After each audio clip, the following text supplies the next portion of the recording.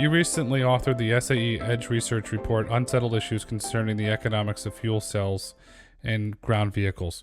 Will you please kindly discuss the unsettled economic aspects of hydrogen and fuel cell applications for us? Hydrogen refilling stations and hydrogen fuel cell vehicles are probably the biggest bottleneck these days. So the cost of deployment of hydrogen refilling station is quite significant.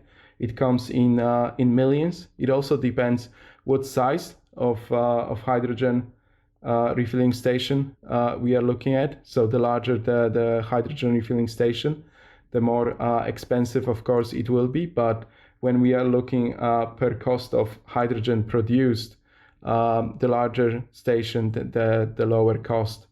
In terms of hydrogen fuel cell vehicles, those are probably twice to even 3 times more expensive today compared to traditional internal combustion engine vehicles.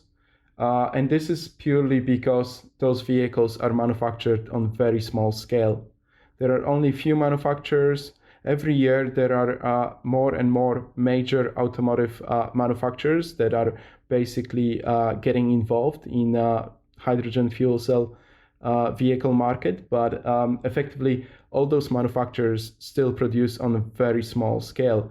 But when we think about it, those hydrogen fuel cell vehicles, they are electric vehicles.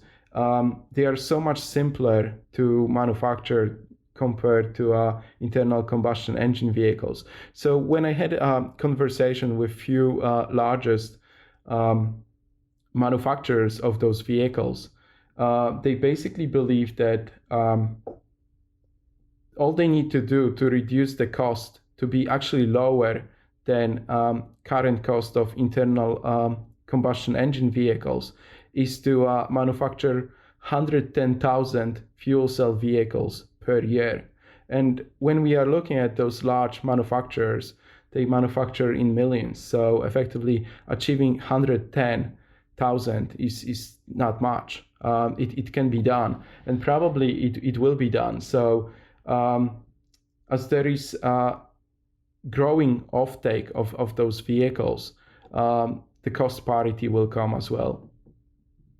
And because they are twice more efficient effectively in terms how they utilize their fuel compared to internal combustion engine vehicles, the total cost of ownership even today is very similar, nearly reaches parity with internal combustion engine vehicles.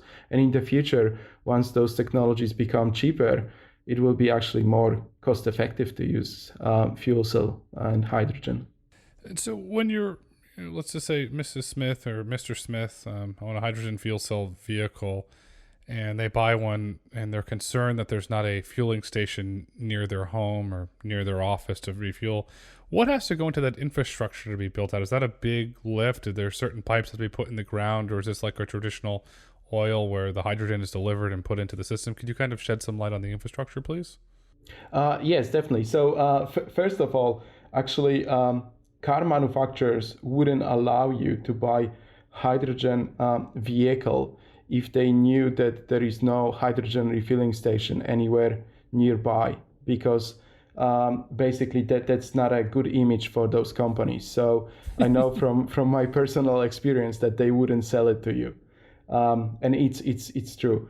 So in terms of infrastructure, hydrogen refilling station is quite simple. So there are two different types. There are hydrogen refilling stations where hydrogen is delivered, stored, compressed, and dispensed, or there are hydrogen refilling stations with on-site hydrogen generation. So effectively, water and electricity are supplied into a hydrogen or water electrolysis unit, electrolyzer, and basically hydrogen is produced on site. Then this hydrogen is stored at low pressure, compressed, stored in a like a buffer tank at higher pressure, and then dispensed on demand. So it's quite simple. Those systems can be islanded as long as you supply water feedstock and electricity. I guess in the future we will see hydrogen refilling stations where hydrogen is delivered, because basically making this hydrogen production on a large scale, enabling economies of scale, makes a better case in terms of hydrogen cost.